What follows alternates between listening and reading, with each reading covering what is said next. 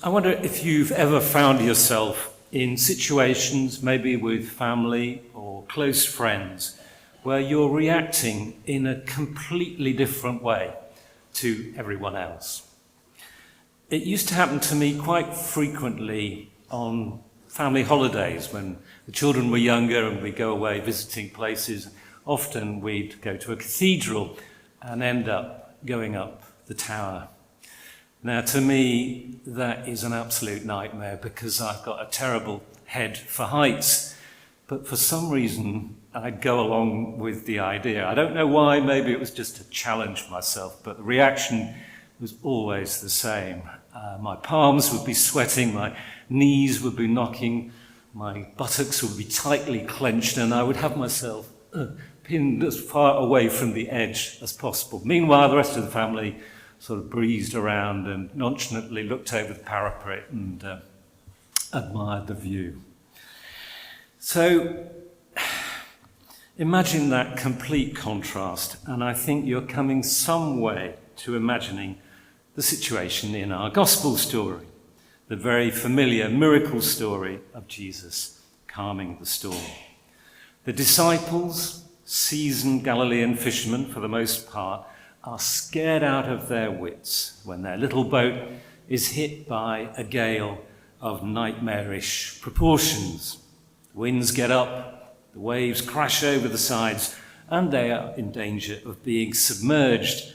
But Jesus, exhausted after a day's preaching and healing, sleeps soundly in the stern. That's the contrast between raw, visceral fear on the one hand and complete serenity and calm on the other. In absolute panic, the disciples raise Jesus from his slumbers. "Master, Master, we are perishing." And at once he gets up and calms the storm using an unusual word that you might use for a wild animal: be muzzled. And all is calm, all is peaceful. The water drips from the open mouths of the astonished disciples. Well, how are we to respond to this story other than with a sense of awe and wonder as expressed by the disciples? Well, as with all the gospel miracle stories, we can't just look at the outward appearance. We need to delve inside. Imagine the story being like an onion, and we need to peel back the layers and try and find out what is inside. This analytical approach was already being recommended by St. Augustine in the 4th century. He said, "Let us ask the miracles themselves what they tell us about Christ, for they have a tongue of their own, if it can only be understood. The miracle we admire on the outside also has something inside which must be understood." He goes on to say that if we see a beautiful piece of handwriting, it's not enough to merely admire the elegance of the script. We want to know what it's saying, what the words actually mean. In the same way, a miracle is not like a picture, he says, something merely to look at and admire and to be left at that. It is much more like a piece of writing which we must learn to read and understand. When we read the miracle story of Jesus calming the storm, we need to peel back the layers and dig deep into the foundations upon which this story is constructed. And when we do this, we come up against something quite extraordinary. We find here nothing less than the jubilant celebration of God's ancient covenantal promises being fulfilled.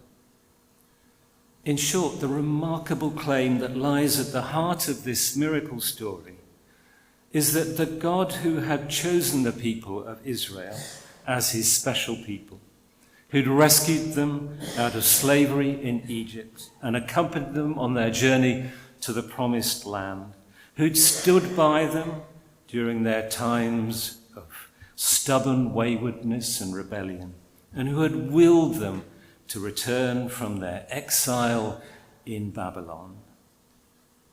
He is, once again, walking among them.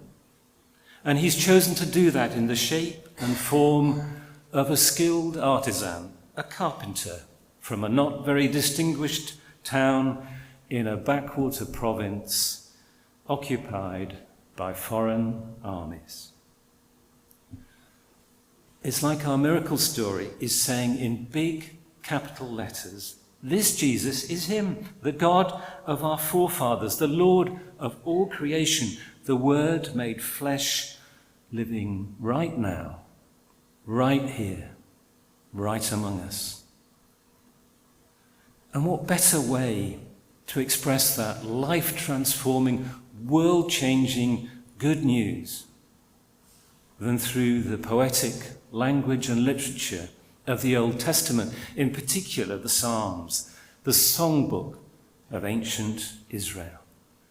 There we find eloquently expressed their anger, pain, suffering, fear and frustration, but also their deep-seated faith, hope, joy, thanksgiving and praise. How do the Psalms connect with our miracle story? Well, historically, whenever Israel suffers the storms of war or invasion or persecution, the psalmist calls out to God for help. God, wake up! You've done wonderful things for us in the past. Help us now, because we're in deep, deep trouble. Here are verses from Psalm 44. Rouse yourself. Why do you sleep, O Lord? Awake. Do not cast us off forever. And then you get Psalm 107, which is so close to our gospel story that it's worth reading at length. Some went down to the sea in ships and plied their trade in deep waters. They beheld the works of the Lord and his wonders in the deep. Then a stormy wind arose which tossed the waves of the sea. They mounted up to the heavens and fell back to the depths. Their hearts melted because of their peril. They reeled and staggered like drunkards and were at their wits' end. Then they cried to the Lord in their trouble, and he delivered them from their distress. He stilled the storm to a whisper and quieted the waves of the sea. It's there too in the wonderful psalm we heard this morning, Psalm 65, a beautifully rich song of praise to the God of all creation.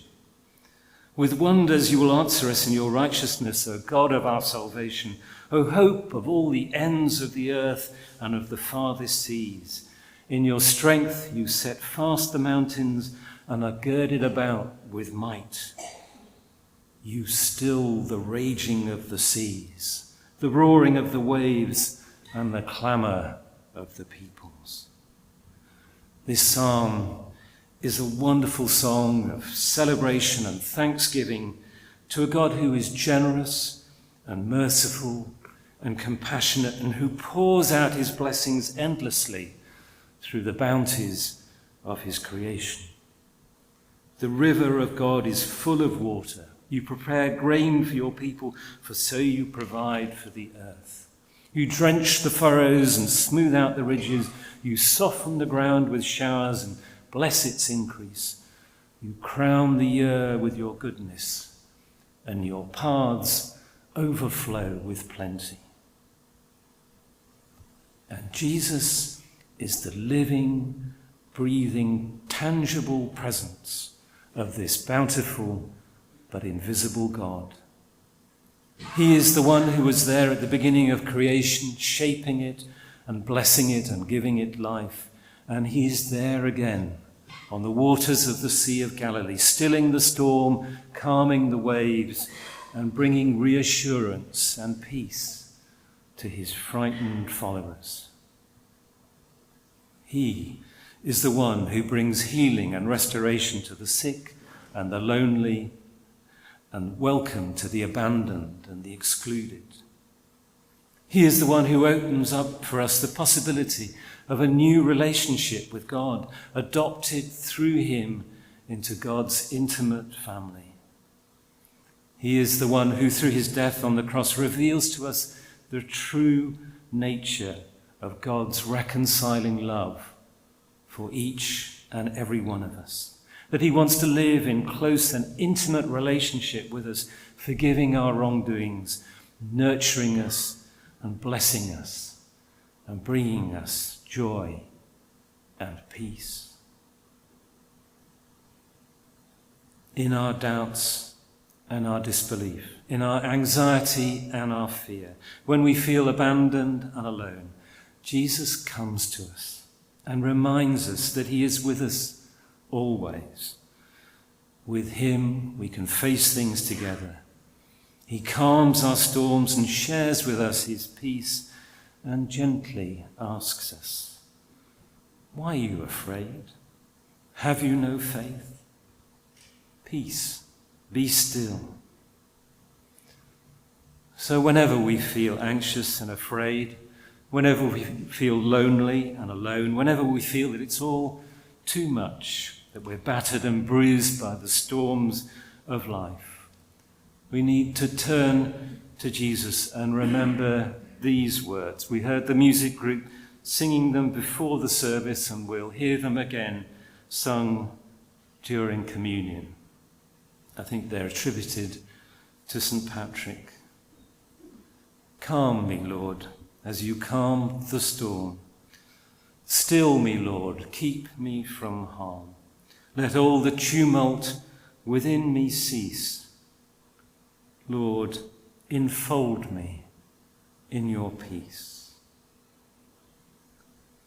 And when we do find that sacred place of peace in the quiet, intimate space where Father, Son, and Holy Spirit are one, we know that this peace is not just for us, but to be shared, poured out for our brothers and sisters with all the loving kindness, generosity, and compassion with which we have been blessed. May the peace of the Lord be always with you. Amen. As Sarah mentioned in our prayers, it's this week that Dave Bull is going to be consecrated as Bishop of Buckingham. That's happening on Thursday morning at Canterbury Cathedral, along with a new bishop for Reading, a new bishop for Aston, which is part of the Birmingham diocese, and a new bishop for Europe. So 4 people being consecrated together. But we're looking forward really to Dave becoming our bishop, and he's going to be welcomed into the area next Saturday. So be praying for him and the life of the Buckingham area, which will change. He's lovely, but he's so very, very different to Bishop Allen, so I think we're going to notice differences. 2 bits of sad news. One, a lot of you will know that 2 Sundays ago, Brian Smith died. Brian would be sitting where Paul is, doing the live streaming. Done that for about 18 months for us, but sadly he died 2 Sundays ago. And then yesterday morning, Elizabeth Sorrell died. Elizabeth had been at the Florence Nightingale Hospice for the last 2 weeks. She's fought so bravely with the facial sarcoma that she had, but her son rang me yesterday lunchtime to say she died peacefully. So I think we thank God for that, her release. So Brian's funeral is on the 12th of March at 1 o'clock here in church, and we'll let you know in due course what's going to happen for Elizabeth. Other things on the update to remind you about, the electoral roll. It's a total wipe clean and restart. If you get the update, you will be able to see two pictures, one that's our front page of the website, and at the top right-hand corner is where it says register. You click on, if you haven't registered, you click on that. You'll then see on the update the next picture about all the different bits of information we need. You will then, in due course, be able to use that to register on the electoral roll. If all of that is gobbledygook, just beyond you, we will be printing some paper versions of the electoral roll form. But we'd prefer you, if you can, to do it electronically, because that will be so much easier for us. As I said, it's going to be Lent. So Ash Wednesday, a week on Wednesday, have a service here at 6 o'clock on Wednesday the 5th, communion and the imposition of ashes. Please, if you can bring back your palm crosses, then we can burn them to make the ash for that. That will happen on the Thursday as well, at the Thursday morning service, because I know for a lot of people coming out at night is not good. There's a poster on the update about our Lent sermons. Mr. Mooring read his update on Friday night and he went, "This doesn't tell me when and where it's happening." You've always got to have somebody to do that. So there's a poster up there as well that says Discovering Life's Purposes. Those are going to be the themes of our sermons for each Sunday during Lent, so at the 9 and the 10:45 and on the Thursday following. So I will get that corrected so that it's obvious to you about that. And then I want to share some really good news. Jack, please come up. So you know that 2 weeks ago tomorrow, Pete and Anne-Marie and Yvonne Morris and I interviewed for a new Pioneer Family and Children's and Family Minister. We always keep getting in a muddle. Nadine was involved as well. We went up to school and some of the children were able to be part of an activity. There were 2 people, and Jack is the one that we've chosen to appoint. So Jack is going to be our new Pioneer Minister. We want to announce it now because it's been quite hard to not be able to do that. There's 1 or 2 checks that we still have to do, so it's almost definitely happening. It will be. We just got to do a couple of checks. So absolutely delighted, Jack. We saw in him great things up at school. The head there particularly was really impressed with what Jack did.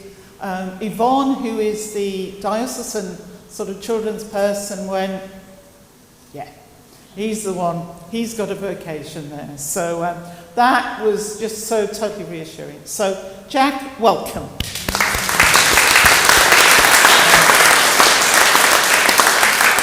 I asked Jack to come now because I know some of you will have seen Jack at various activities. He and Zerka joined us October? Yes. October, yes. So, and been around lots, but we are delighted. And the next thing is to get a start date and get going. So that's wonderful news.